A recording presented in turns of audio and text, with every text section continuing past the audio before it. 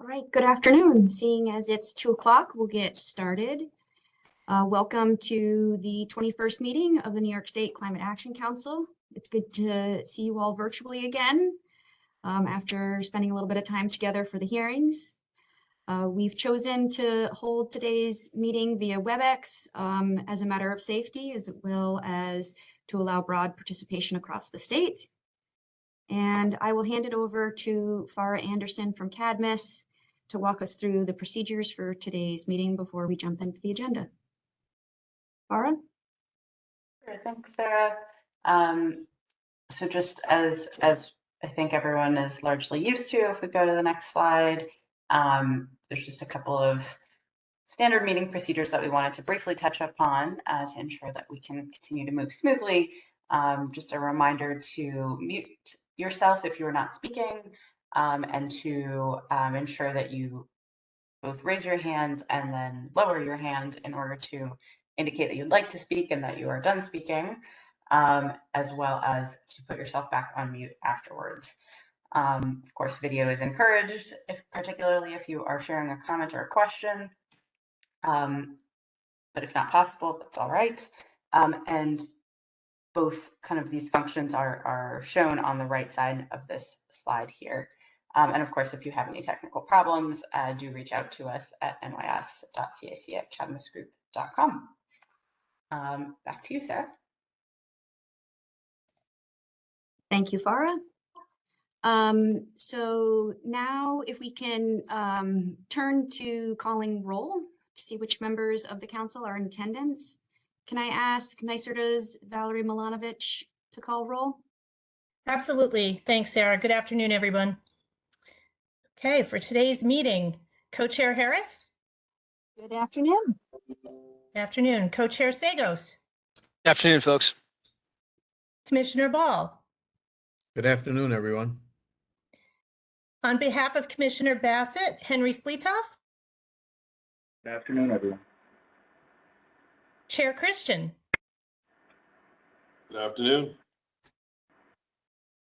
Mario Solento.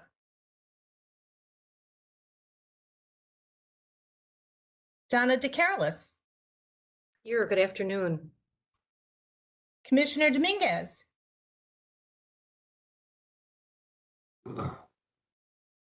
Gavin Donahue. Present. Good afternoon.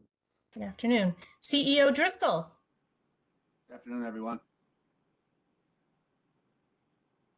Dennis Elsenbeck. Here. CEO Falcone.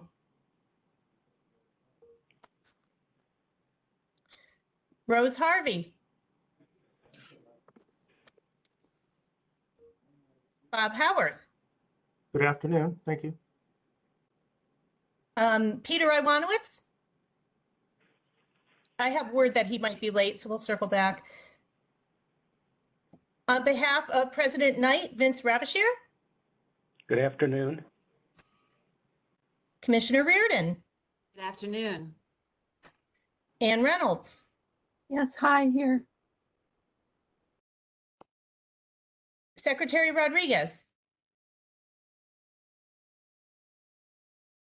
Raya Salter. Present, thank you. Paul Shepson. Good afternoon. I'm here. Commissioner Wisniewskis. I'm here. I will just go through a couple one more time, just in case folks were late signing on. Mario Solento. Commissioner Dominguez. I think Carolyn CEO... Ryan is on. Okay, I'm sorry, Carolyn Ryan is on for DOT. Okay, great. I do expect the commissioner to be joining soon. Thank you for that, Carolyn. Thank you. And I think CEO Falcone may be just signing on, maybe? I am. How are you? Sorry, I'm late. Great, thank you. Rose Harvey? Secretary Rodriguez or a designee? That's Sarah Kroll. I'm on. I think he may be joining, but I'm here in the meantime. Okay, and then I do have word that Peter Iwanowitz will be a little bit late, But no worries. I note the presence of a quorum for today's Climate Action Council meeting. Great, thank you, Val. If we could turn to the next slide, please. It's great to see everyone again, certainly. We have a 90-minute meeting planned for today. And although it's shorter than typical, as you can see, we still do have a full agenda. So certainly, as usual, we'll start with consideration of the minutes from our last meeting. And Basil and I, as co-chairs, will share some remarks.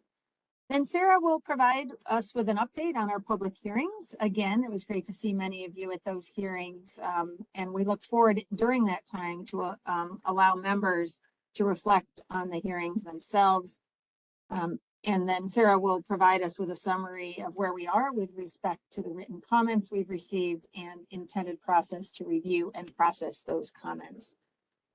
We will also spend some time discussing the general schedule for the remainder of the year, including some recent requests for comment period extensions, including a recent request from a number of members of this council. And then finally, we will receive an update on various subgroup activities across both a general overview of where we are, as well as the economy-wide policies subgroup. Wrapping up with a briefing on the Disadvantaged Communities Barriers and Opportunities report that was released at the end of last year and is required per the Climate Act to be incorporated into the scoping plan. So a full agenda, and we certainly will wrap up with next steps as we conclude. Next slide, please. Let's proceed with consideration of the minutes from the last meeting. The council members received the draft minutes with their meeting materials. Are there any discussion items on the minutes from April 18th, 2022?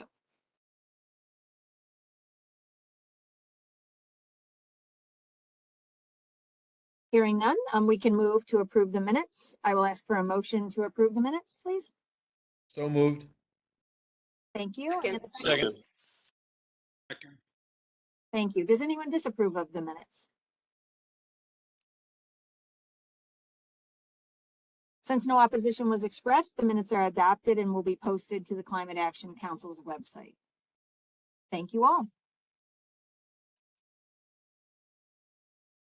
Over to you, Basil.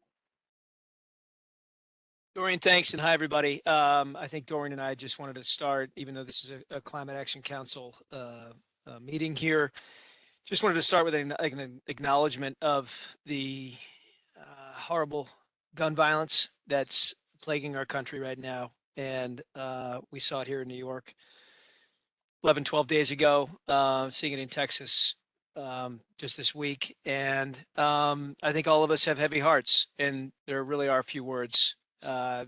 Just wanted to recognize that up front. And I know all of us are caring, empathetic people who are come together for the right reasons. And I hope that the energy that we're putting into this, we can all channel into solving the much larger problems that we have, that we're confronting as a society right now. And there's really not much more to say than that, other than to quietly reflect and then resolve to take action, because words and reflection are simply just not enough. So I just wanted to say it off the bat and give just a moment of silence for this moment.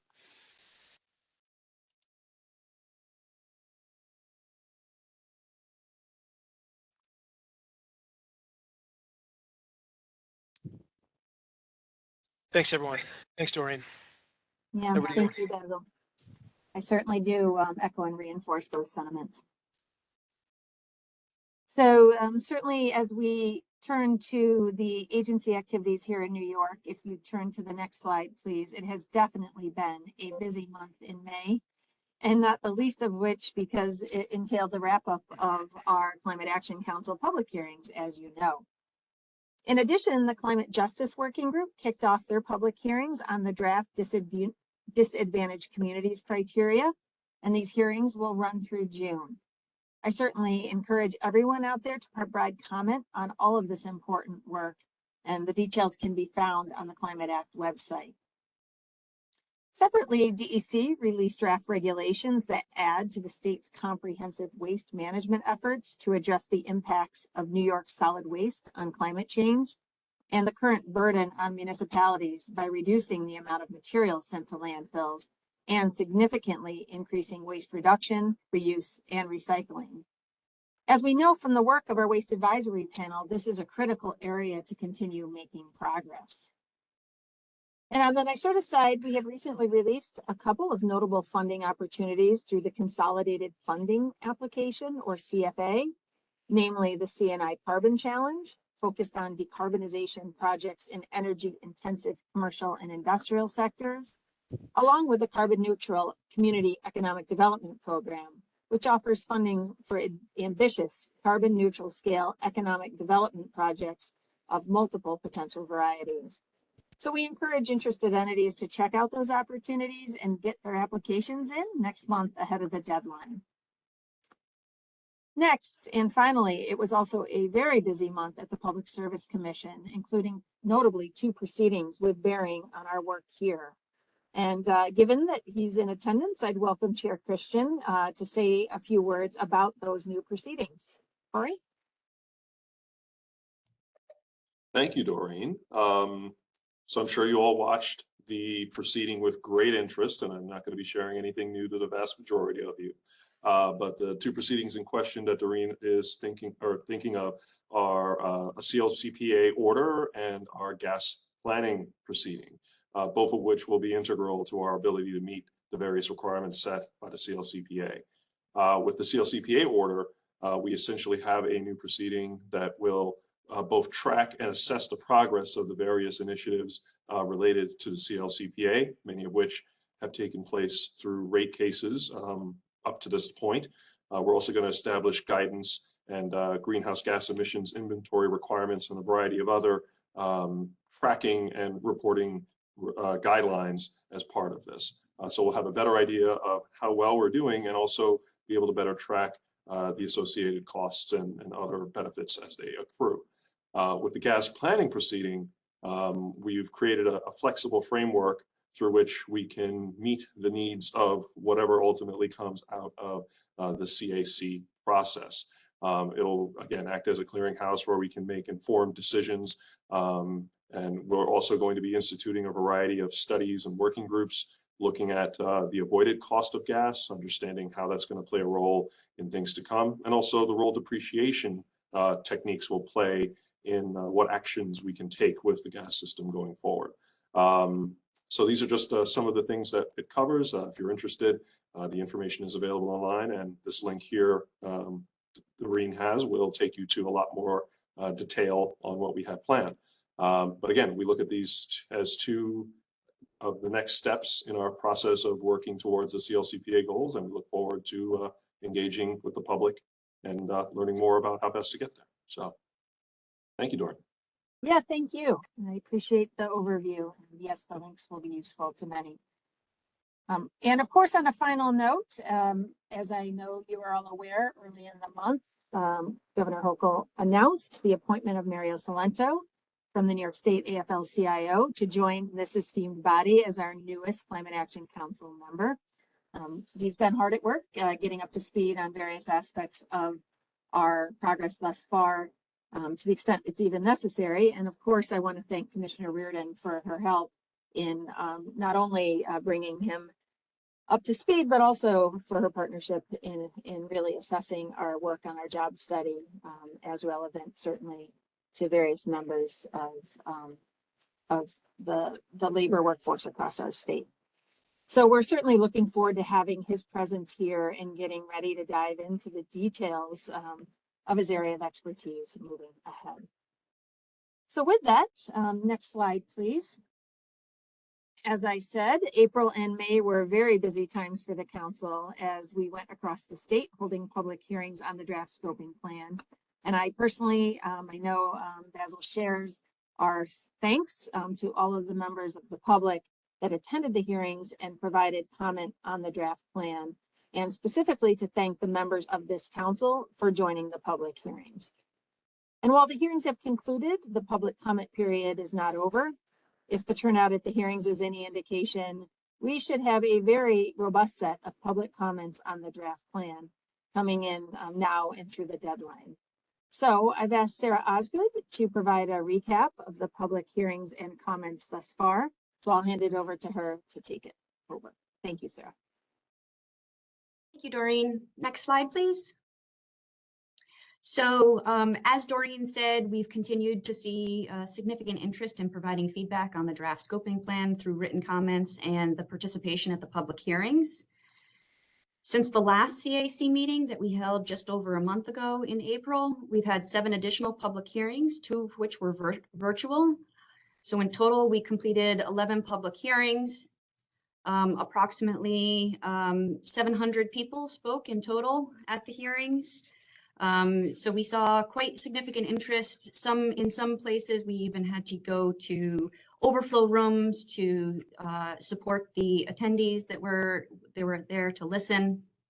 And we heard a lot of different comments. I would say, in general, we heard support for the direction of the plan in terms of needing to take action on our climate goals.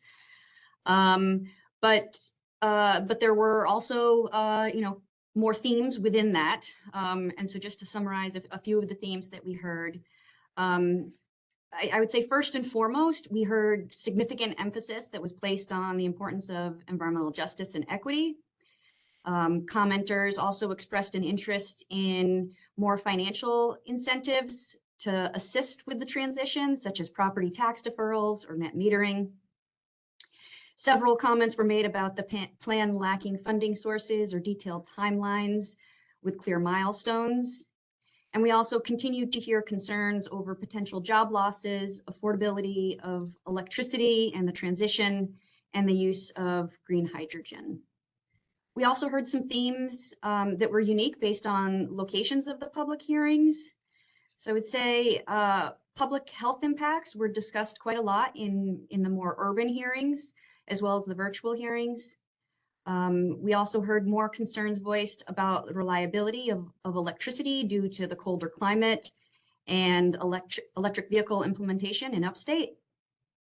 And we also heard land management concerns focused on parks and green space in the urban hearings and reforestation and forest management in the upstate hearings. And I would say another really important piece that we started to hear throughout the hearings towards the end, but it seemed to get, or at least to me, it seemed to magnify the message. We heard a lot of commenters emphasizing the importance of the public's awareness of the scoping plan process, and we had numerous suggestions to launch community educational and outreach campaigns to support that. Additionally, as Doreen mentioned, there were some commenters along with council members that have requested an extension of the public comment period. Yeah, thank you, Sarah. I too was very happy with the interest and attendance at the hearings, specifically the diversity of representation that was present. I think that was exactly what we were hoping we would see, which is a full reflection of the diversity across New York State.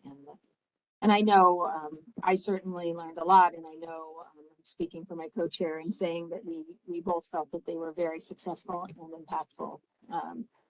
I'd also like to encourage you all to bring your networks forward to participate in the ongoing disadvantaged communities criteria hearings, which are scheduled this month through the end of June. As described, the full schedule is on our website, and I think that's a critical element of this work that we need to hear from the public on as well. But for now, back to the scoping plan hearings. Again, we're going to talk separately about the schedule for the year, which would encompass the consideration of the extension request that Sarah and I referenced. But for the moment, are there any members that would like to provide any brief reflections at this point on the hearings themselves? I'll ask you just to raise your hand in the WebEx, and Sarah, perhaps you can call on the members to provide some brief comments. And Doreen, while we wait for the members to raise hands, I'll just say a few things as well. First of all, I'll reiterate what Doreen said. Thank you. Thank you to all of you. Thank you to the public. And thank you to the staff who work so hard in traveling the state, teeing things up for us, running a really good show. I think we all really appreciate that. I won't tread on new ground here other than to emphasize a couple things. One is the need for that public engagement. I think what came out, continued public engagement, is so critical. What came out of the meetings was, well, we all get out of our Zoom windows and our offices and start hearing from the public, and that really was the intent of it. But we also gain a better appreciation of the scale of the challenge that we have right ahead of us. And we always said this is going to be a tough transition and tough to envision, but also tough to communicate, and lots of misinformation, misunderstanding, but also lots of excitement and support. So we need to continue that. We need to have all of us really engaging with our stakeholder groups out in the public, talking about the issues we're raising here in the scoping plan and throughout the CAC. So that's certainly one thing. And let me re-emphasize what Doreen said about the disadvantaged communities public hearings that we're doing right now. I will be blunt. They are very poorly attended right now. We're doing everything we can to get the word out about them, but they're really important hearings. As you know, we're taking up the criteria of what is a disadvantaged community, which of course is the heart of the climate law, right? The 35 to 40% investment and benefits mandate that we have. So it's important the communities turn out, that they know about what we're talking about and how that feeds into the work we're doing as a Climate Action Council. So please, if you're on the council, if you're watching, please use your networks to drive attendance to these hearings, because we do need to hear from you. I just want to make that point extra clear. But again, thank you. Over to you, Sarah. Thanks, Basil. I see we've got a number of members have their hands up. We'll start with Paul and then go to Donna and then Roberta. Hi, thanks, Sarah, and thanks to Basil for your comments. I think we all appreciate that. So I went to two of the hearings, one in Brookhaven and one in Brooklyn. And there were commonalities, and I think Basil used words like misunderstanding and misrepresentation. And I'll just comment on a couple of those. Common to both was very heartfelt, genuine, I thought, expression of concern about loss of livelihood by various communities. As you know, there's very substantial union presence there. The implication, in part to me, was that the implementation and the impacts would be immediate. That all of a sudden we would have 9 gigawatts of offshore wind, for example, and I think there's a misunderstanding there about the time scale for implementation that is just for something as complex as offshore wind and community solar and everything that is going to be done is going to be very gradual, giving lots of people lots of time to adjust and retrain and so on. And then misrepresentation I see as ongoing. And one of you mentioned the word reliability. I think the word reliability is very intentionally presented as a way of expressing the improper idea that renewable energy will not be reliable. And I don't accept that that will be the case. In fact, it cannot be the case for the CLCPA that installation of renewable energy, the conversion to renewable energy, will be unreliable. It cannot be. And so those are just two examples of misunderstanding and misrepresentation of reality, some of which is intentional, that remind me, as I expressed very early on in this process, that we desperately need, as an integral part of this effort, to engage the public and do PR. And I don't mean biased PR. I mean presenting the facts far and wide with all of New York, including the results of the economic analysis, cost benefit analysis, needs to be shouted from the hilltops. We really need an extensive PR effort. Maybe there are associated organizations that might get engaged, but I'm going to be very blunt. There is very active, direct, and intentional misinformation aimed at, as I heard in Brooklyn, stopping or slowing this down. And so where there is misrepresentation and misinformation, it is part of our success that we correct it. And correcting the record would not be being biased or being inappropriate by NYSERDA and DEC. To me, it would be part of ensuring that we act in good faith to help the CLCPA get implemented. Thank you.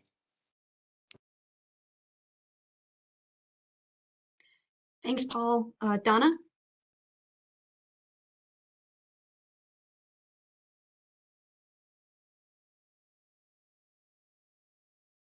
Donna, you are on mute.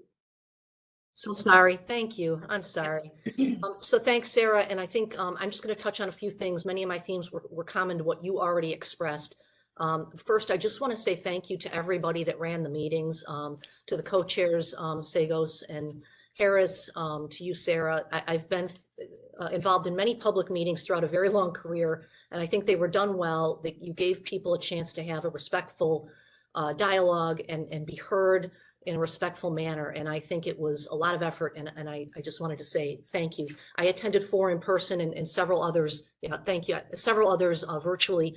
And just to echo a few remarks, I feel like we heard, and you said this, Sarah, general consensus around the importance of reducing emissions and the priority around that. I think we heard that. I heard that pretty clearly, but I heard a lot of lack of consensus around the time frame. Some thought too slow, others think too fast, and to what degree. So I think I heard a lot of differing opinions. I think you hit it also. What struck me is the regional differences. I wasn't in person in any of the downstate meetings, but I listened to them. Very different perspectives from different regions. And I think we've talked about that as a council. Here in our region, a lot of concern about ability to electrify and given the cold climate.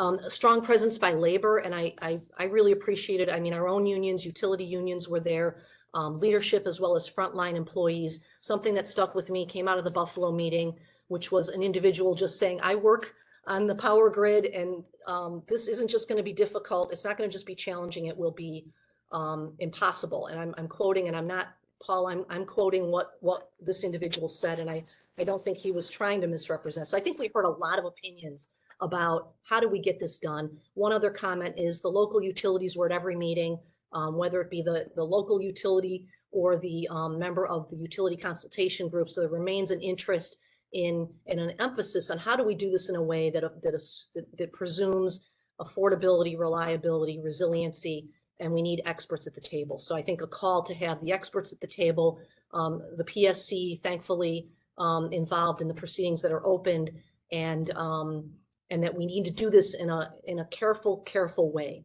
And I think with that, I'd like to just mention also industrial users. I heard in Western New York, we had several, and I hope that we recognize those comments as important. Several also didn't come forward. So I guess I would just encourage us to just consider the fact that many of the manufacturers in the state aren't comfortable with coming to public meetings. I think we heard from some, and we should take that information very carefully.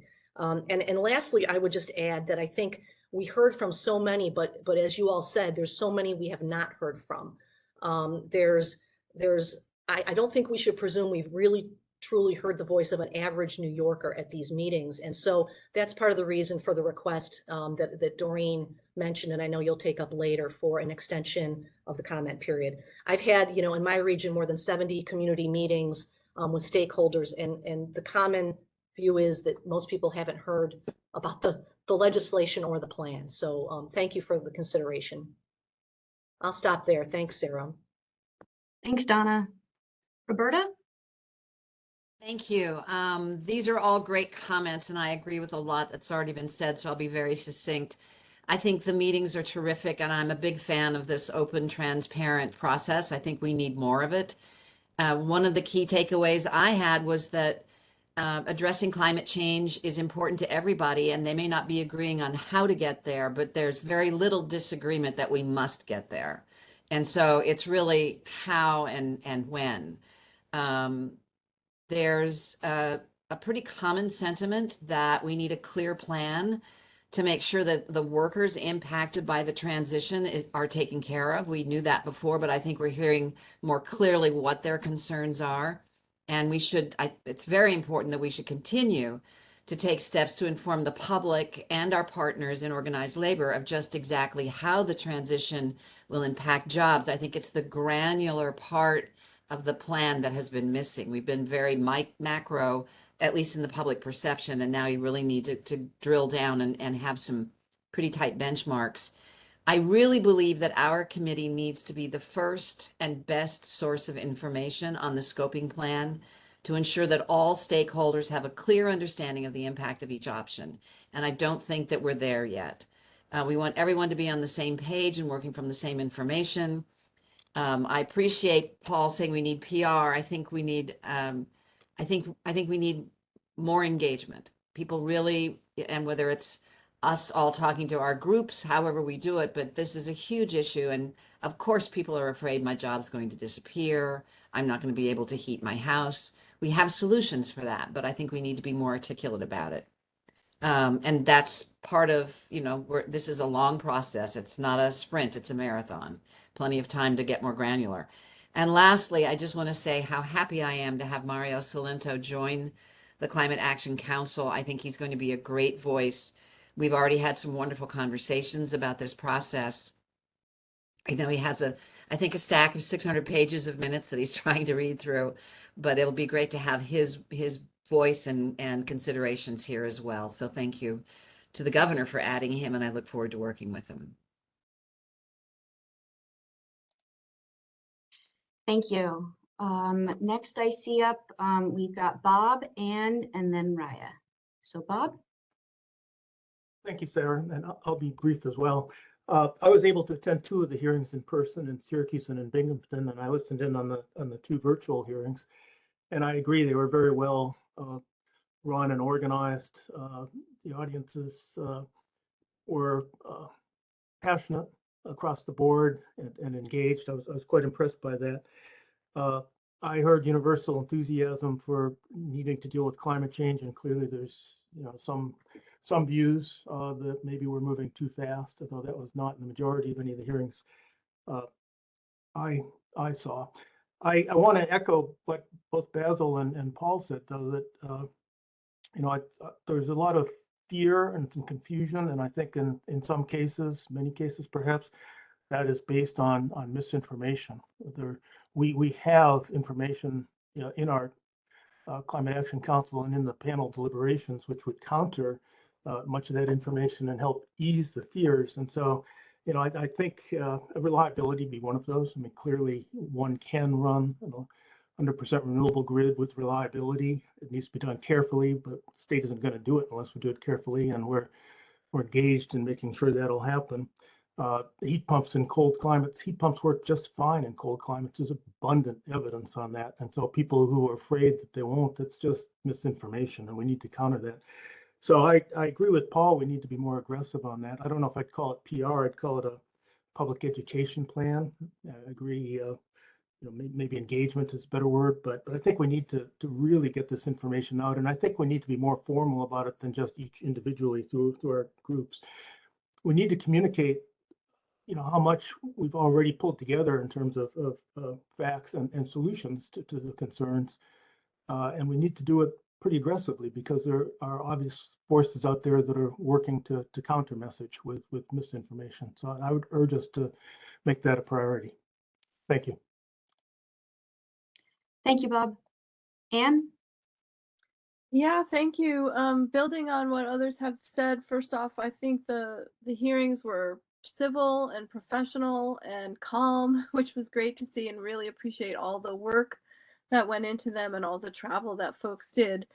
Um, to state the obvious, it was overwhelming support for climate action, and I don't mean to imply that there weren't differences of opinion. There certainly were, but I heard person after person supporting the plan or supporting climate action but raising questions about the pace of change. And so I guess I'm building on what Paul raised, that I think it's important in our finalization of the plan to communicate that even though this transformation we're talking about is rapid by historical standards, we are talking about 28 years. So I think we need to recognize that people's fears are real and try to respond to them with facts. And I also heard, of course, a lot of support for a just transition and equity. But I think the fear part of it highlighted the need for a smooth transition as well as a just transition. So if we can find ways to smooth over these changes and communicate to people the timescale that we're talking about, I think that will take care of some of the agitation and concerns. When you get past all that, though, I do think there's real disagreement on a few questions.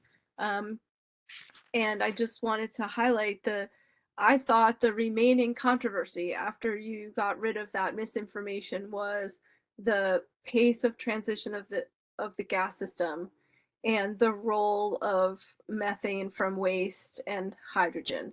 And so I think it's good that we have these subgroups that are going to tackle those two questions. I mean, if anything, the spoken comments at the hearings highlighted that we needed to discuss those more and break down where there's common ground.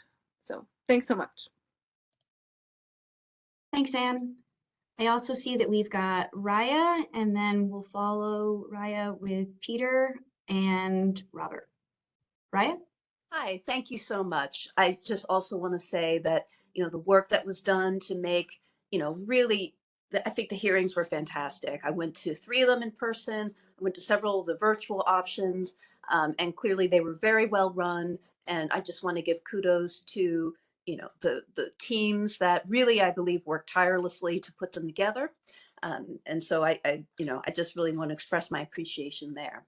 I also just want to echo what folks were saying about A, hearing a lot of enthusiasm for concerted climate action, and B, really just the need for increased engagement and public education on this topic. And that means investment in the actual infrastructure, to staff, do the data visualization, folks who can go out into the community and talk about this good work and the good news that we've really created. In addition to really a thoughtful plan about how are we going to do outreach to folks across race, across income, so that we can really get some representation from folks beyond the professional advocacy community and folks beyond the paid misinformation community. I think it's important to note that there are paid, well-funded efforts to spread this misinformation that we have heard so much about, that it is effective. And right now, there is no voice. There is no voice that's sort of challenging that. I agree with the need. Paul's mentioning that we should be correcting misinformation. And, and we've really done some great work. There's a lot to like in the plan. And I think that it's really important that thoughtful engagement that looks at, look, we have disadvantaged communities, right? Why? We know that our state is segregated by income and race. So we can't put out a wide net and think that we're going to get everybody unless we're thoughtful about it and build that infrastructure. So thank you. And that is all I will say. Thank you, Raya. Peter? Hey, good afternoon, everybody. First, I'm here, so joined late, but I apologize for that, but thanks. Yeah, the hearings were amazing, extremely well run. You guys chose a top flight firm to help us work through them.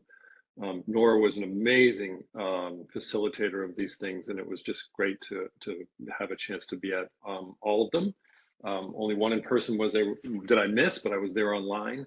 And I was also happy to say I was able to get to all the ones I traveled to by electric vehicle. And that's a point I want to make. We heard so often at these hearings, just the average New Yorker, and I think we heard from a lot of average New Yorkers at these hearings, it's just expressing the can-do spirit, the can-do spirit of workers, the can-do spirit of individuals who are ready to roll up their sleeves, businesses who are ready to tell their story about how they've converted and moving and are making money off the clean energy economy. That it was alive and well as I traveled too. You saw solar arrays literally outside of the Brookhaven hearing. We're hearing in the hearing, well, we can't do this, it's impossible. And you walk out the door of Brookhaven and you see this enormous solar array powering the Brookhaven Town Hall. Amazing, amazing stuff. And wind farms across New York. And I know we need more electric vehicle charging stations by personal experience, but I got to tell you, I was able to charge at many of the locations, one of them for free, state sponsored stuff. So it's out there. The can-do spirit is alive and well, and I thought we heard it pretty well. I took notes of every speaker, tried to keep tabs on every comment that was made and kind of try to keep a record. And what I heard consistently and saw was that the people who came up, went to the mic to express their views to us, always were greater than those who expressed concern or didn't want to move towards action. And it was in some instances in one of the online hearings, like 83% of people in support versus just 17% of people in opposition. So I think it was really, a great experience, for me to travel around the state to see and feel and hear the concerns and the hopes and the wishes of New Yorkers for this climate plan. I think it was really an effective venue for the Climate Action Council to hear from so many New Yorkers.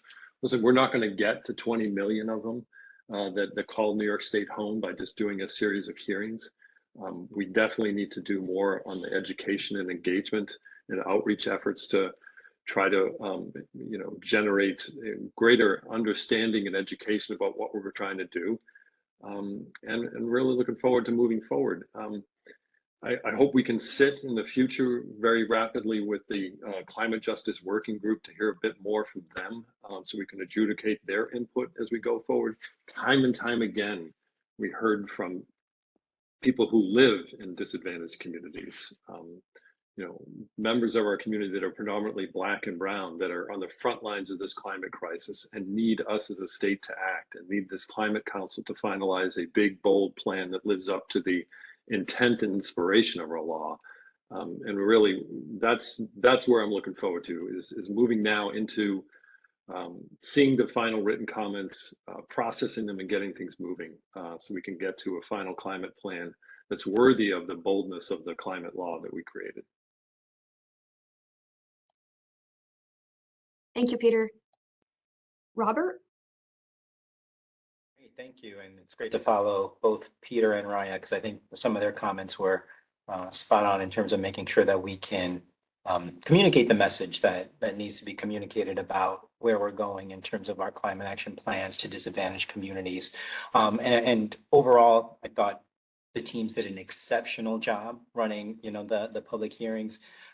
One of the things that I think resonated for me, and I'm just going to echo, is that the need for us to communicate directly to the end consumer / homeowner / ratepayer about what this means for them. And I think that's where the misinformation campaign, I think, I've probably heard from, from folks 4 different numbers on what it's going to potentially cost a homeowner, to electrify, or what their impact is going to be to, their own individual situation with, a little, I'm sure more than a little bit of hyperbole about what that does for the pensioner, for the senior citizen.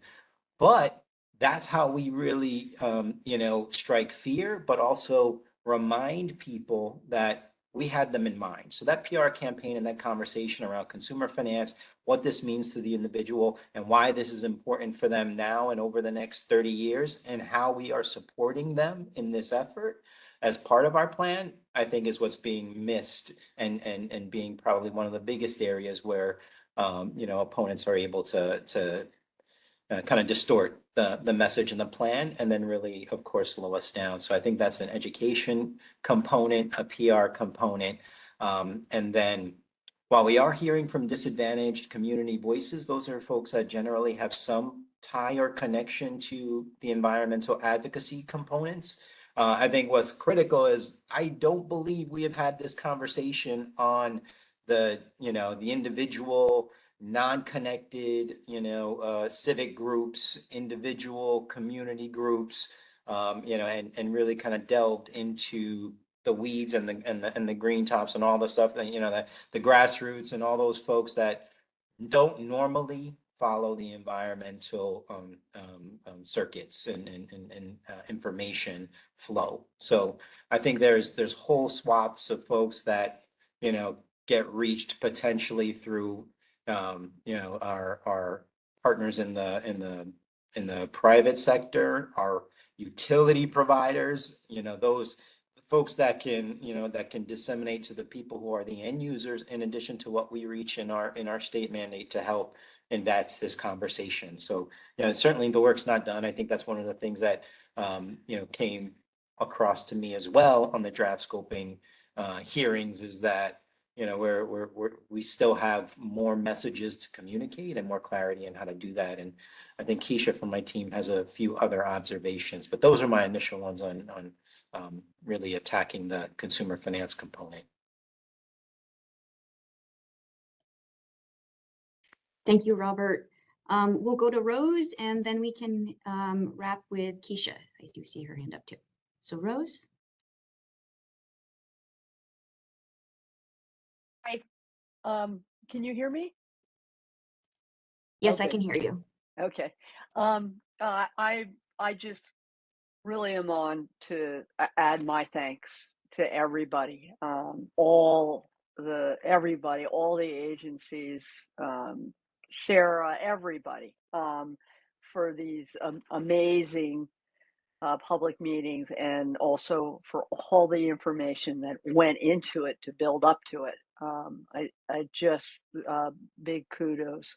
And my two comments are, I too was just amazed at the can do, we should do spirit of the people, and how important they thought this was, and how important it is to get it right. And then finally, on terms of whether it's misinformation, or maybe it's a complex subject, we don't understand it, and so it's easy for just not to understand everything. And I do believe that yes, we have to have a very good communications plan, and we have to also be able to figure out how to talk about this so people understand. I don't understand what my own committee members are saying or council members are saying. So it's not talking down, it's just a very specialized area. So how do you effectively communicate it? I wanted to say something to that. I know that New York State Parks has partnered with utilities, and thank you to them for some educational, environmental, and energy centers, one specifically Jones Beach. And thank you, Tom. And I would say just that getting that basic kind of information out helps to explain where and how alternative energy fits into this. Remember, all of not me, and that's why I don't understand it, but many of us on this council have studied this for years. There's just so much to it.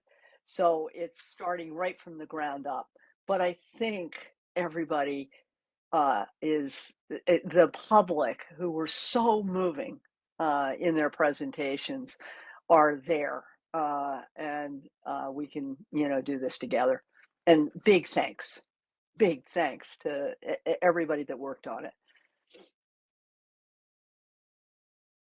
Thank you, Rose. And Keisha, I saw your hand was up and now it's back down. Did you want to add to what Robert spoke of? Yeah, I just said just 2 seconds. In addition to all the thanks and the wonderful job that was done, I think one of the things that we've talked about on the council too is sort of the inclusive cost of not doing anything or investments that are not in alignment with the Climate Action Council. So I think part of that will be helpful as we communicate forward the investments in this and the array of actions that are currently within the scoping plan, and how great it was to hear both the energy and urgency to do something with regards to the state taking seriously climate action goals. I think was so great to come out of that and re-energizing, I think, for the council as well as state agency staff. So I just wanted to highlight that as well. And just that, you know, I had an opportunity to talk with folks on the participation and on the climate justice hearings, and just want to really encourage everyone to spread the word with their network, and also, I guess, make sure that people understand that they do not have to be climate experts in order to participate in those activities. But that's all. Thank you so very much. Thank you, Keisha. And now we will wrap this part of the conversation with comments from Dennis.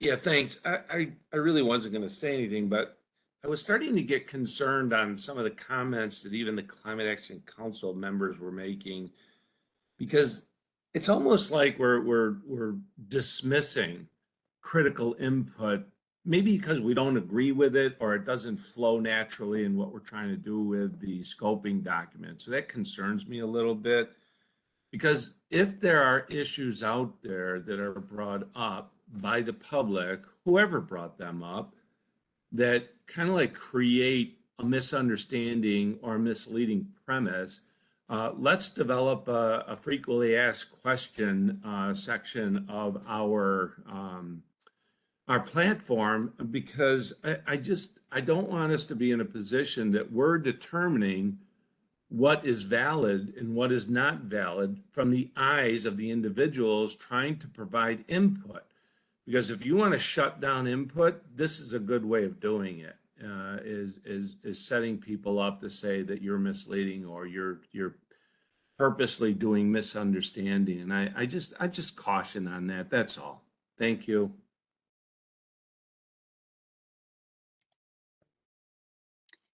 Thank you, Dennis. Back to Doreen. Yeah, thank you all for those thoughts. You certainly came prepared with some summaries, and I would say, as a general matter, I'm interested next to talk about just this topic, which is what is next. We've received some requests for extension of the comment period. As I said, one from several council members themselves, and we'd like to have a discussion on this.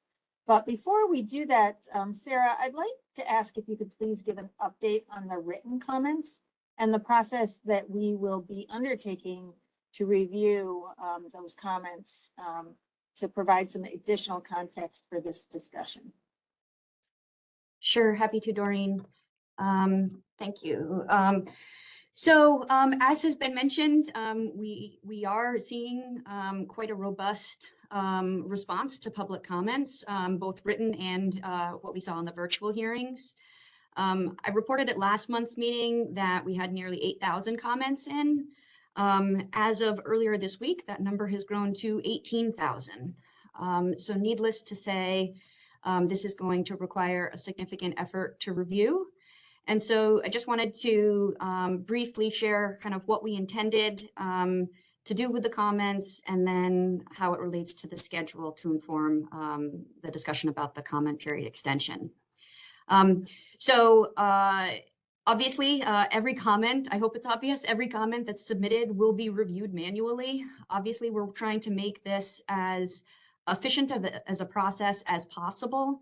So what we're trying to do is, as we review the comments, we're going to be binning the comments into general feedback, as well as feedback sorted by topical area, for instance, transportation or buildings or electrification.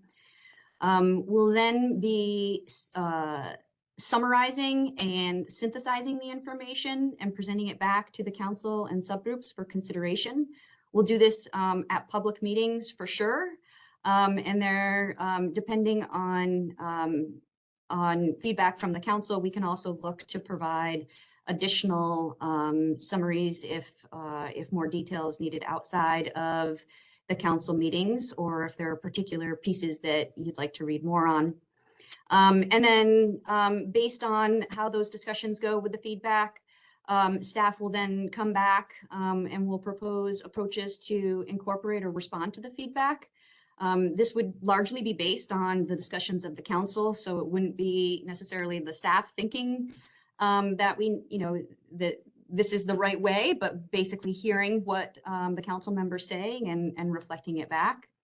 And in addition to all of that, we'll also be working to process the comments for posting to the Climate Act website so that others can see what all the comments are. If we can go to the next slide, we can get into the overall schedule.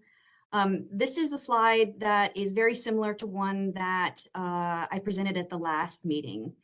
There's a little bit of adjustment to the subgroup line to reflect that the subgroups won't be meeting until June. They haven't yet started meeting. We're gonna get to that as the next agenda item as well. And so really what that's doing is pushing some of the recommendations back to the council into early September. So obviously we're looking at the end of the year requirement for the final plan to be completed January 1st of 2023. We've already spoken about in previous meetings the two big work products for both the public input and the subgroups. However, those aren't the only two processes. We also have considerable amount of topics that at least I have heard from members that they expressed discussing. So those items could include things like workforce development, how we want to frame the scenarios in the final scoping plan, climate justice and equity, that was even mentioned here today, awareness and education campaigns. We've talked a little bit about that in hearing that from the public. And so if we look at the remaining 7 months of the year, assuming at least monthly meetings through approximately August, we could expect to receive report outs from the subgroups and consider the public comments. But the council also, I think, might want to consider some of those other non-subgroup topics to have discussions as a full council about. So once we get into September, the council will be receiving the final report outs from the subgroups. My sense is that starting then, if not earlier, we'll need to move to something on the order of bi-weekly meetings, every other week meetings. As you recall, in late 2021, we had 3 meetings within the last 5 weeks of the year to work through all the issues, just to get to a point where the council was comfortable to put the plan out for public comment. Considering this is a finalized version of the scoping plan, my anticipation is that it could take even more discussions to reach consensus on some of these issues. Also, just want to remind that so extending the comment period could have implications for the overall end of the year deadline and or the quality and content of what's in the scoping plan. And so I think it would just be important for the council members to kind of consider what are we trading off here, because there really are some trade-offs. The comment period has already been extended once from April 30th to June 10th. Written comments are still being accepted. And really the implementation phase, once we do get through the final scoping plan, there will also be a number of comment periods associated with the regulations and processes in place to enact the scoping plan. And so with that, happy to pass it back to you, Doreen. Yes, thank you. Thank you, Sarah. I really appreciate the context. I wanted to really have that framework in mind as we now hear from the council members on the requests that we have received for an extension to the comment period.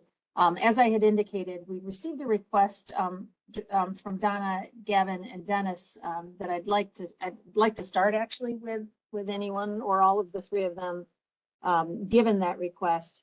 But I think in general, I know I speak for my co-chair when I say, if you could frame your feedback with, in light of this very ambitious schedule that Sarah laid out, I'd say it's already an ambitious schedule with much substance included between now and the end of the year.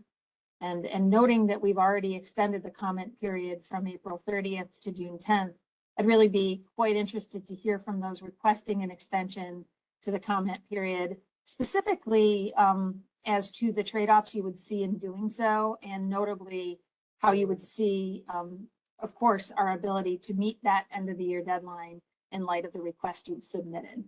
So with that, I'd be happy to hear from the members. Please just raise your hands. And if I could, I'd like to start with Donna, Gavin, or Dennis, please. I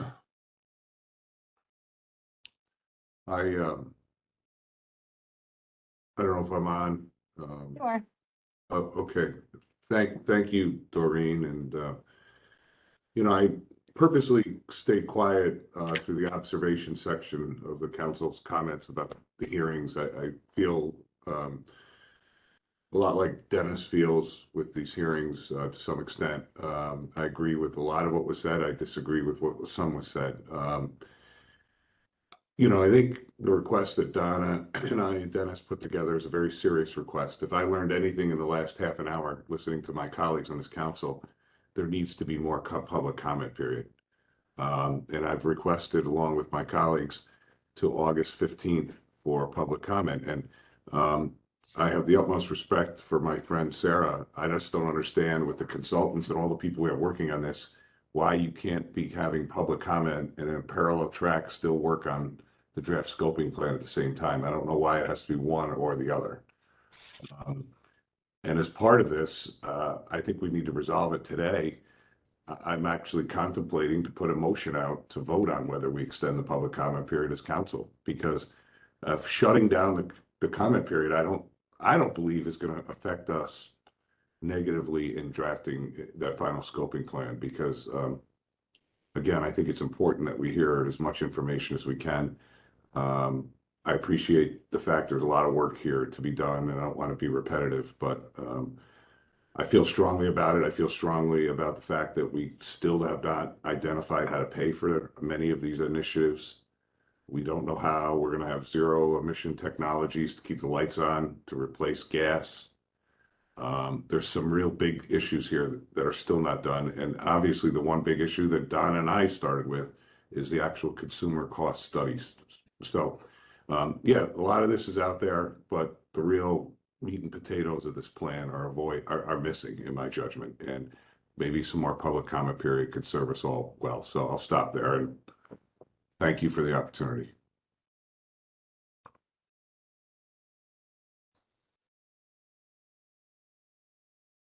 Donna, I see your hands up. Yeah, I would just add, not too much to add to what Gavin said. I do know too, I know it's a lot of work. I know we're going to be having a lot of meetings. I do firmly believe that maybe even through the end of the year would be a reasonable period of time. I know you can't get it all done if you do that, but I wanted to raise for the record that there is a letter pending as well from the Senate, or I'm sorry, the Assembly minority, requesting an extension all the way through the end of the calendar year. So I want to bring that to your attention because they are hoping for a response. So Sarah, if it's okay, I'd like to forward that letter to you again. It was from March 29th. At the conclusion of the meeting today, but I too support extending the public comment period. I do believe the vast majority of people aren't even aware of what we're all spending so much time working on, and these are really big potentially policy decisions that could impact general public. So I think we need to extend it as well. Thank you. Thanks, Donna. Dennis?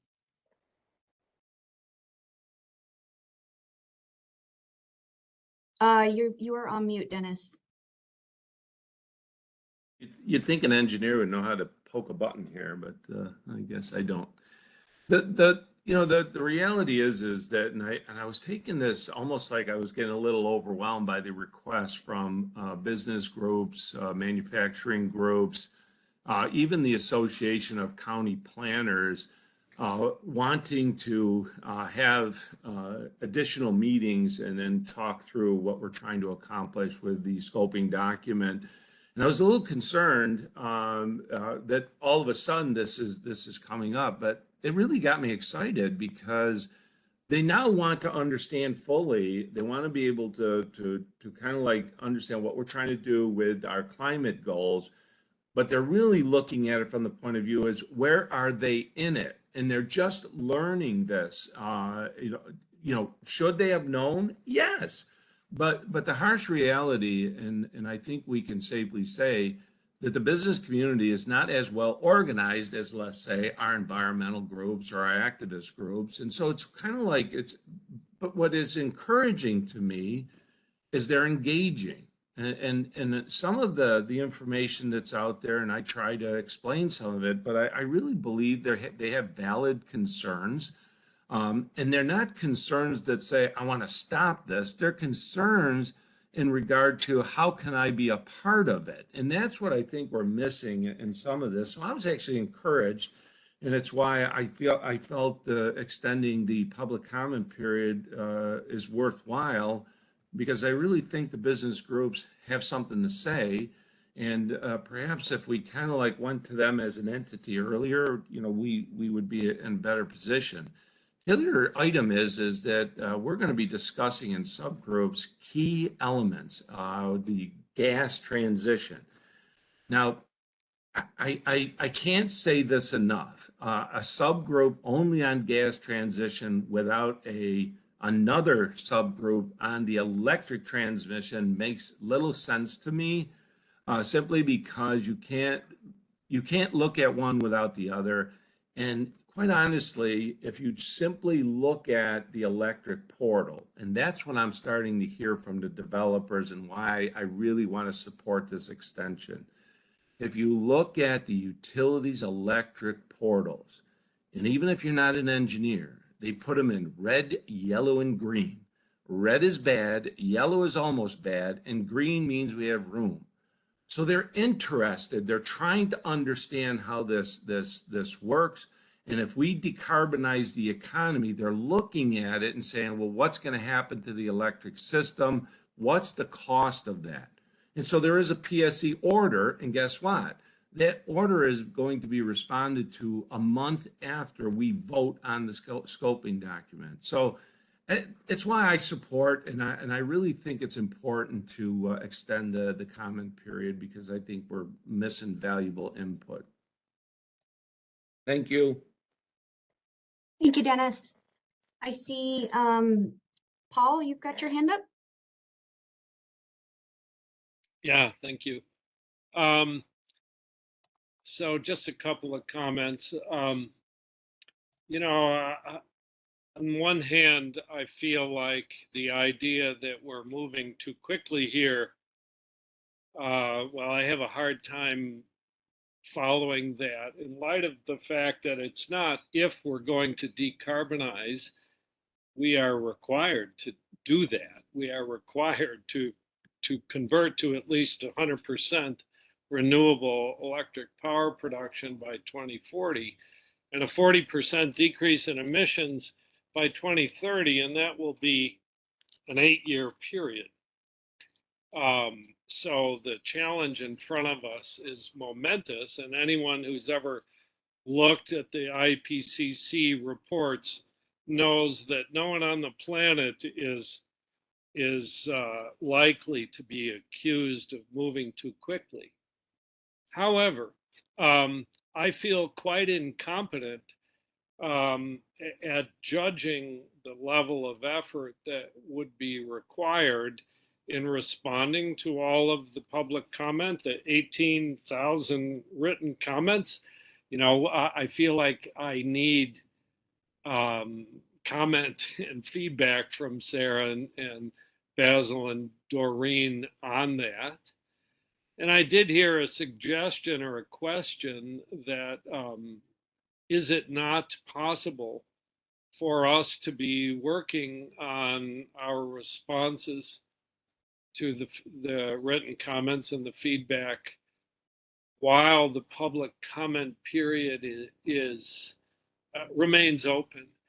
And I feel ignorant of the massive level of effort that is going on in the background in NYSERDA and DEC to make that judgment. I would like to hear more about whether it's possible.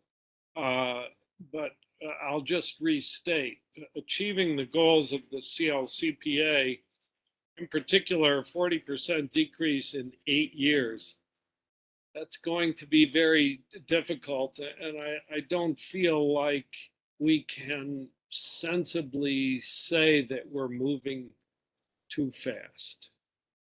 Thank you. Thank you, Paul. Rose, is your hand a legacy hand? I see that up. I'm not sure if that was from the previous discussion, though. The legacy. Okay. It looks like that's all we have for hands. Perhaps, oh, sorry, I see Anne. Anne, go for it. Sarah, I was just wondering, did you get other requests to extend the public comment period other than the one from the 3 council members? We did receive, there were a couple comments at public hearings where there were requests to extend the public comment period. And there was a letter signed by Assemblyman Palmisano and a number of other assembly members requesting an extension through the end of the year, and a more recent letter to Basil and Doreen requesting a 90-day extension.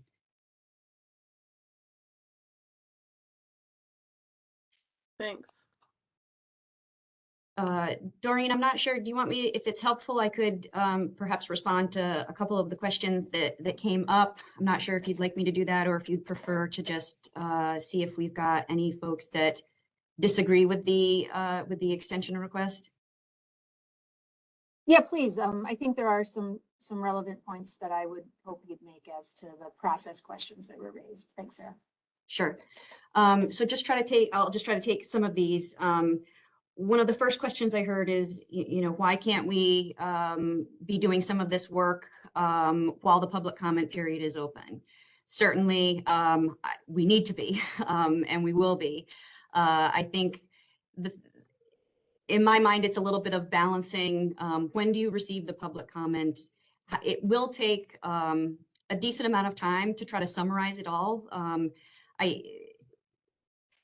Paul, I think your question was kind of, what goes into all of this? It's a little difficult to try to summarize comments partway through if they're still coming in large volume. And I would say that typically what we see in processes like this is that we get a lot of the comments come in at the very last, couple days, if not the last day. So I think realistically, we're expecting that the comments could perhaps even double from where they are today. And so while we are doing some reviews, where we're trying to kind of keep up with the reviews right now, it's hard to provide kind of a clear, like, this is the amount of folks that are saying this or that are saying that, when we're also trying to keep up with everything.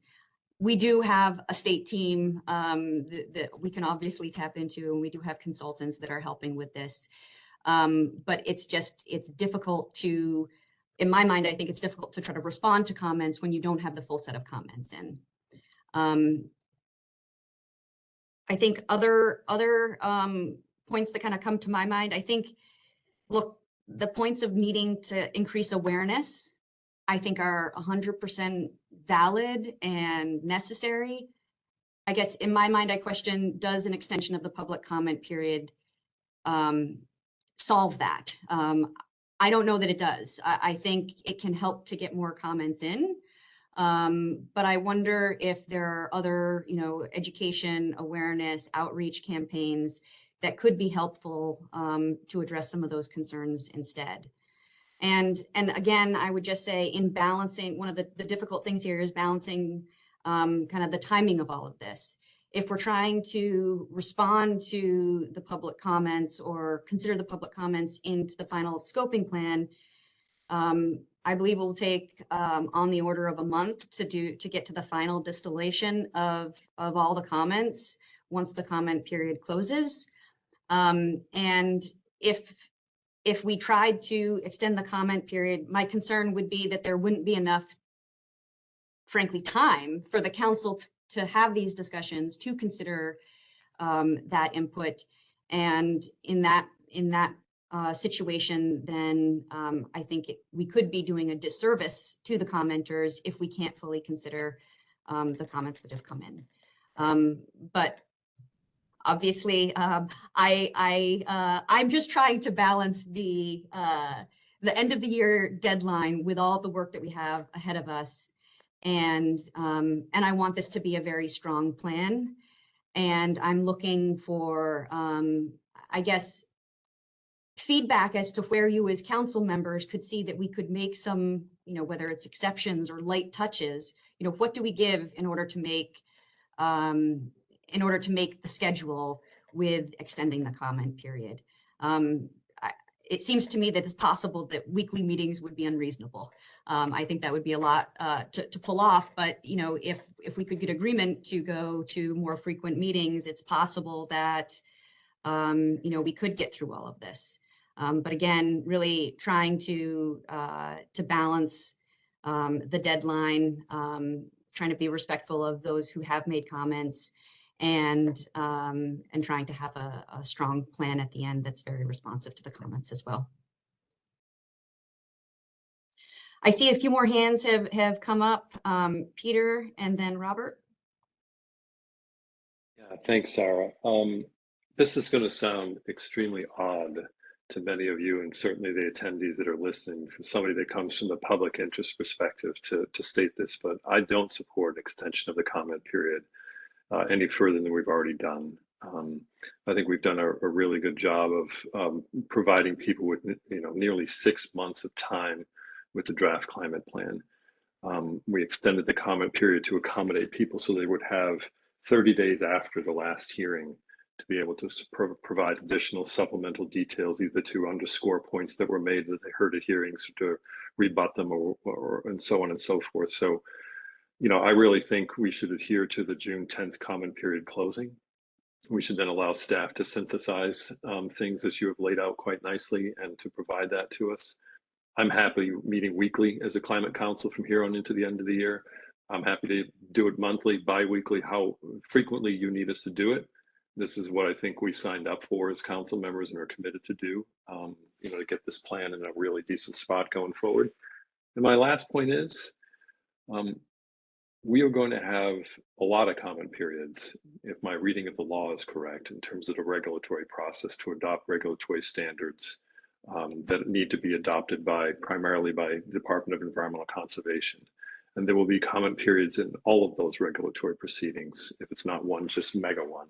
And we will see benefit materials, we will see cost materials as part of that rulemaking. When we get into the nitty-gritty details, how we're going to go stack by stack, chimney by chimney, and tailpipe by tailpipe. So the public, the regulated parties, they're all going to have ample opportunity to continue to comment as New York State adopts the regulatory pathway forward that we will lay out in broad directionality. I would say non-binding directionality is the scoping plan from a legal perspective. The way the agencies will then adopt that will be binding and legally enforceable. And that's kind of a whole set of opportunities for people to really weigh in on the sector by sector things that we've been talking about. So again, just to reiterate, as I said at the beginning, I don't support the extension of the comment period any further than June 10th. Thank you, Peter. Robert? I think I would be supportive of extending it, not as a blanket extension, but as a shorter extension with a real strategic push towards impacting some of the heavily affected communities that we may not have heard enough from, be that the business community, manufacturing community, or disadvantaged communities. And I certainly think anything towards the end of the year is unreasonable. I think there's an opportunity to do something shorter while potentially layering on the work that has to happen behind the scenes around reviewing comments and preparing recommendations, while we do a shorter period. And of course, I'm sensitive to that as agencies that we have to make decisions based on this, and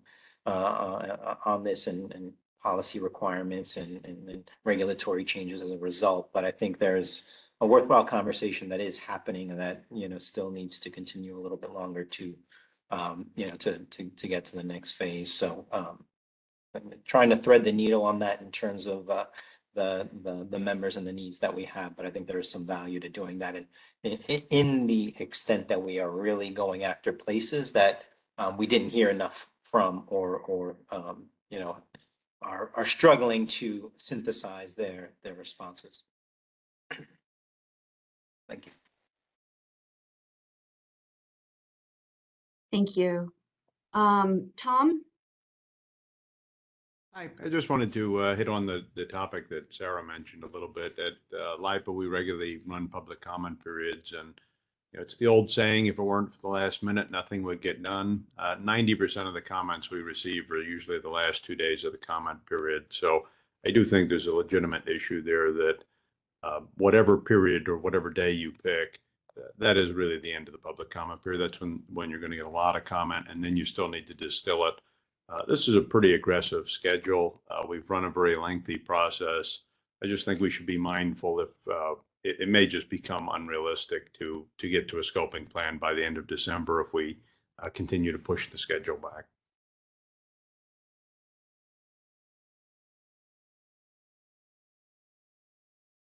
Thank you, Tom. Gavin and Anne, are your hands legacy hands or new hands? No, I'm just interested in the conversation we're having, and I appreciate the work plan, but I mean, the work plan to me, I understand is important to you, Sarah, and the state, and the agencies. But more importantly, the work plan is getting the substance of this right. We can't afford to make mistakes. I mean, there's issues with disadvantaged communities, there's issues on businesses, there's issues on consumers, there's interests on reliability. And I don't want to sound like a broken record on some of this stuff, but there's sections of the state we did not hold public hearings in. I've gotten criticized as a council member by various folks in the legislature that we've missed Nassau County, we missed Rochester. I understand it's impossible to reach this whole state and do that, but there's a lot of people that weren't heard in our public hearings. I look at the schedule, the subgroups, and when they're going to report out, it looks like if we extended the public hearing period till August 15th, as Donna and I and Dennis proposed, that would coincide with the subgroups reporting out, which I think would be a great syncing of timing and of the draft study and what your report is. So I wish we could get back to making sure we get this right and not worry about so much the time schedule in front of us. The substance matters here, and I feel strongly about that.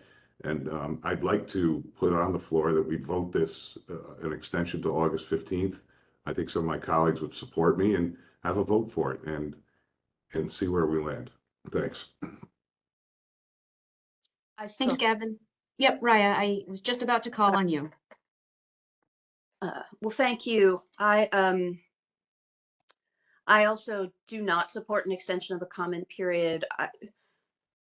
My colleague from IPNY, I think just said out loud what I think was the subtext was that it's not really about extending the comment period. It's about slowing the development of the plan down. I think that was exactly what was said. Thank you for full-throatedly saying what you mean here. And I never said that, Ray. I never said that. That's not what I said. Stop the schedule. I'm talking about doing responsible policy making, and it doesn't seem like some people are interested in that. Interrupt me all you like, but I think I think you're very clear that you'd like to see this schedule slowed down, and that seems to be the thrust of what is being discussed in the context of this wanting to extend the comment period. But my comment beyond that, it goes beyond that to say that I really encourage us to build the infrastructure to have a really broad-based public education campaign. I personally don't think that another month or two of the excellent work that we've been doing. I mean, I've been a regulatory attorney and advocate for a long time now, and this is my bread and butter, is answering to these type of comments, and they're important. In the end, and the process does move on. I think that we should be thinking about new ways to do this, new constituencies to reach out to, that we should build that, we should invest in that, that we should make sure that happens, and we do that in an ongoing way. So this outreach that that folks want to broad constituencies, we should press go on doing all of that. But I don't think, I agree with the voices that do not think extending the formal comment period is the way to go.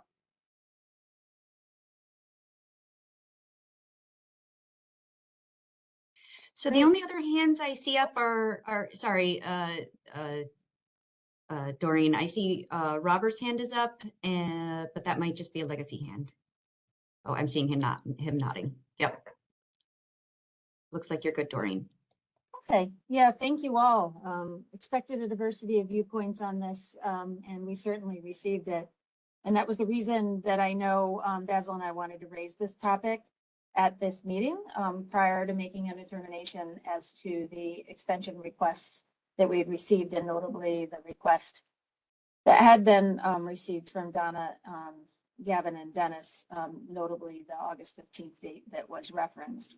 I think what has been evident to me through this discussion is that there are potential benefits and potential risks in offering such an extension. We've been thinking hard about all of that. I hope you know that after working together for a couple of years, we're committed to getting this right. But we also are very much solving for this timeline that is the statutory timeline laid out on this slide. So really what we're looking at, and what my co-chair and I are intending to do, is to really look at these balance of issues and make a determination on this specific request in the coming couple of days. But I'll ask you, Basil, if you have anything you'd like to add. Yeah, thanks, Doreen, and thanks everyone for this robust discussion. We knew it would be an interesting one and an important one. And I guess I will just say this. I mean, I fundamentally am not necessarily opposed to more time, but I think to put a date on it right now in this meeting and have that be where we go, to me feels premature. We are in the middle of a discussion on this. I do frankly want to get a little bit deeper into this with my staff and with NYSERDA staff to understand the implications. What are we missing? What are we potentially capturing? What are the other ways in which we can gain input from the public? How do we travel the state a bit better? Maybe it's smaller groups. Maybe it's Doreen and I having meetings in Rochester, going to Nassau County, returning to the city, that allows us to stay on schedule. So, I think I am usually somebody that wants to push comment periods out to use that as a tool. In this case, we've already done that. We have extended. I find that persuasive. And the important points that Gavin and others have raised about cost, which I think we all recognize is a major one. We will not solve that between now and August 15th. We won't solve it between now and 30 days from now, for example. So we then look to the future, to when we have formal proceedings, the state energy plan, the DC regulations, everything else down the future, as Peter noted. That's when we will be taking up those conversations. So I guess in brief, Doreen, I appreciate the conversation.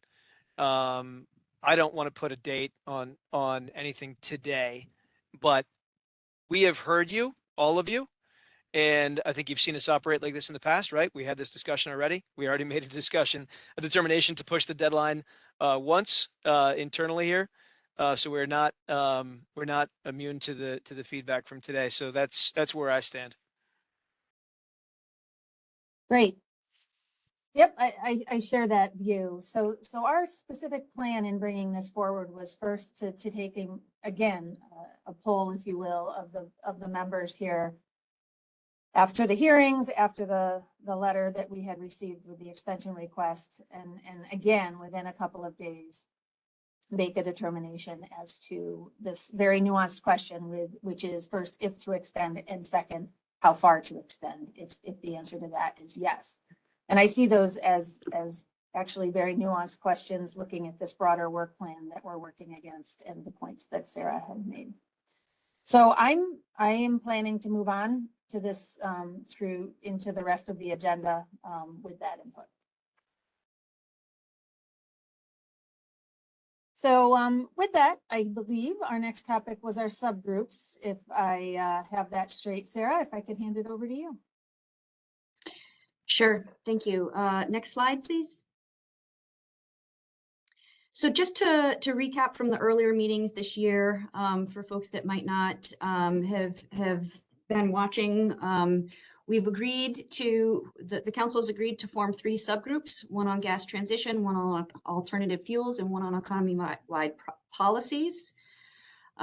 This is just a reminder about some of the expectations and process. So we first started with volunteers and then had Dorian Basil ensure that we had the right balance of the groups.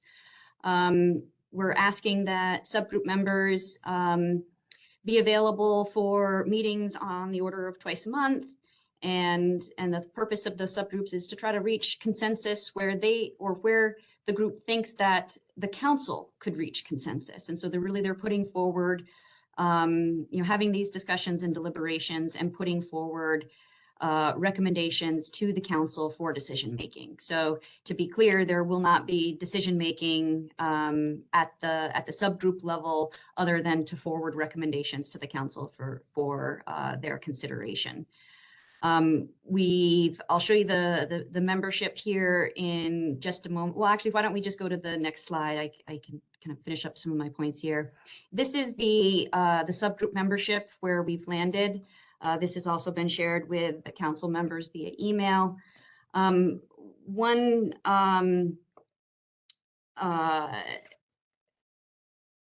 sorry. Can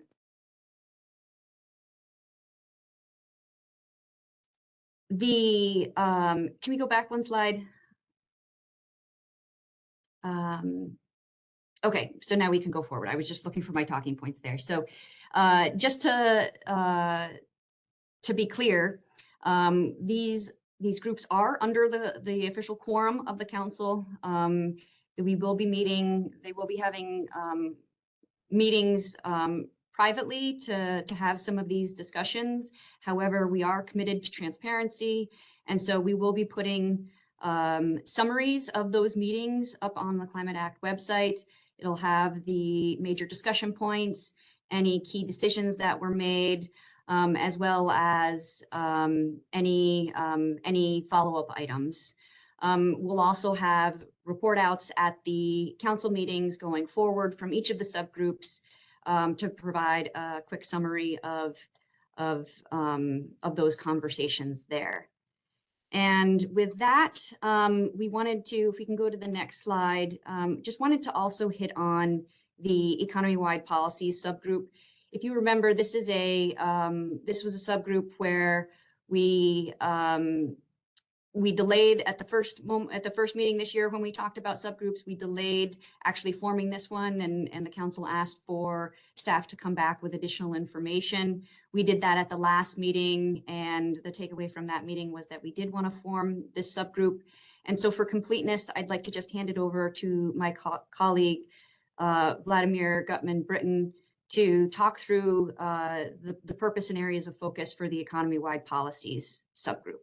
So Vlad, over to you.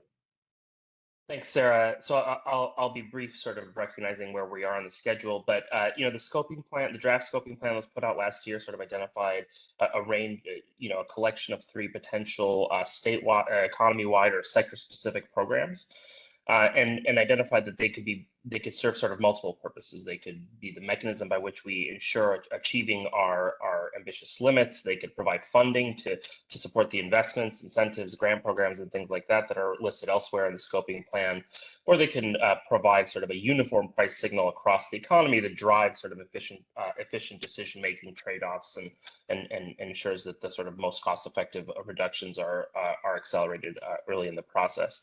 The combination of policies could also serve a combination of these purposes, and the hope is that as part of the final scoping plan, the council would advance sort of a recommendation on which economy-wide policy or combination of policies the council would ask the state agencies to sort of pursue, the legislature to pursue and adopt over time. The purpose of the work group will be to sort of have ongoing discussions, engage with experts, evaluate criteria, and debate those criteria to provide a recommendation to the council on those questions. The next slide that I won't read the entirety of, this is sort of the key focus areas that we've identified as potential subject areas that we want to make sure to incorporate into our discussion. So things like the need for funding and reinvestment mechanisms that could be potentially funded by economy-wide policies, which approach, which model of economy-wide policy makes the most sense, ways to mitigate potential adverse impacts to low and moderate income New Yorkers, EITE industries and businesses that have a risk of leakage or shifting production out of state, impacts on economic growth, and a variety of other considerations like that. So this is the sort of a brief list of the things we've considered. And as we talked about at the last hearing, the last meeting of the Climate Action Council, where we are intending to assemble sort of experts to provide a review of the existing academic literature on these policies, on economy-wide policies, as well as sort of the experience in other states to help inform that, as well as potentially new research and things like that to inform the specific New York state pathway and the impacts to the state of New York from adopting policies along the lines of what we're describing. So that's all I have. I'll pass it back to you, Sarah, or take questions as needed.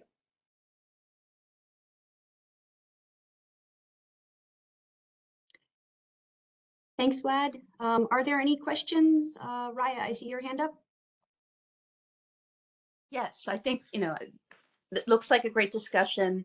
I just wanted to suggest perhaps, I get that there's like on the top slide, there's this focus on emissions limits without adding like 10 more items to the list of key focus areas.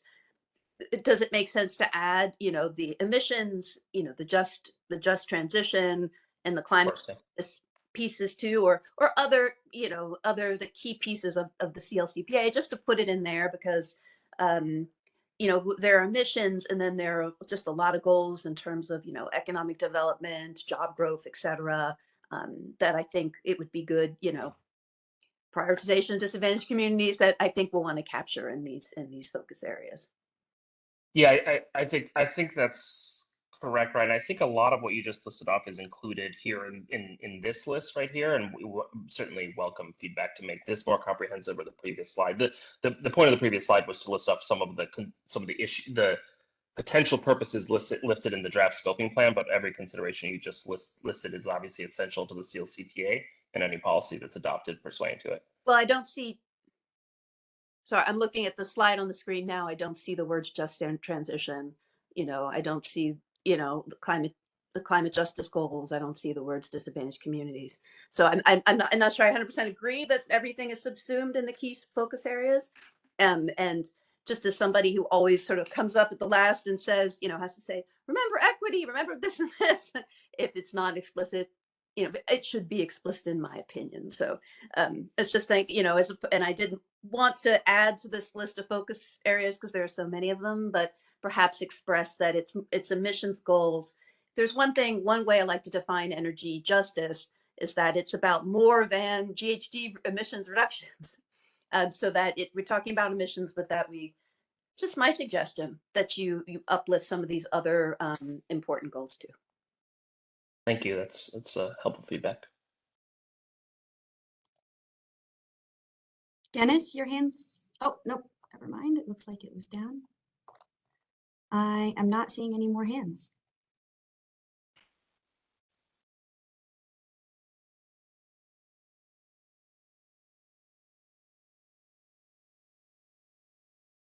Basil, I think it's over to you.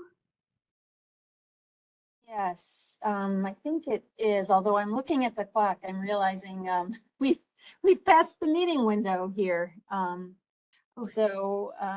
Basil, thoughts on moving our barriers report Yeah, to the Doreen, next meeting? I think we had good discussions today and important discussions on a variety of topics, including reflections on the hearings. I would suggest we push barriers to next month and go from there. If you're fine with that. Yes, I am. I Sorry, Samir. lost track of time here. Samir, apologies. I know this is an important deliverable. So we'll make sure it's included in our next agenda. And with that, Sarah, I think there's a couple wrap up items you had hoped to cover as we conclude this meeting. Sure, if we can just jump to, I think it should be slide 29 in terms of next steps. Primarily, the next steps are going to be that the subgroups are going to start meeting, I think as early as next week. We've got a couple of them scheduled, and the expectation is they'll meet approximately twice a month. As I mentioned, the meeting summaries will be posted on the Climate Act website, and progress reports will be provided at council meetings going forward. And then just a reminder that the written comment period remains open. Comments can be submitted through the online comment form, which is found at climate.ny.gov. They can be emailed to scopingplan@nycerta.ny.gov, or they can be sent US mail to draft scoping plan comments at NYCERTA.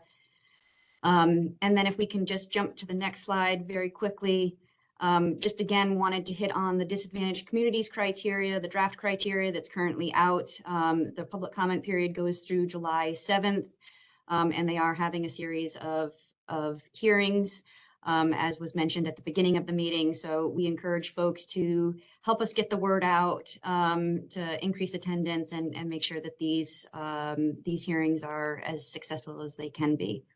And so with that, that was all I had. Great. Well, I think that's the conclusion of this meeting. Basil, anything you'd like to say, or should we No, wrap up? Doreen, thanks. Thank you, Sarah. Thank you, everybody. We'll be back in touch soon. Okay, thank you. Thanks all. Thank you. Good night. Thanks, everyone.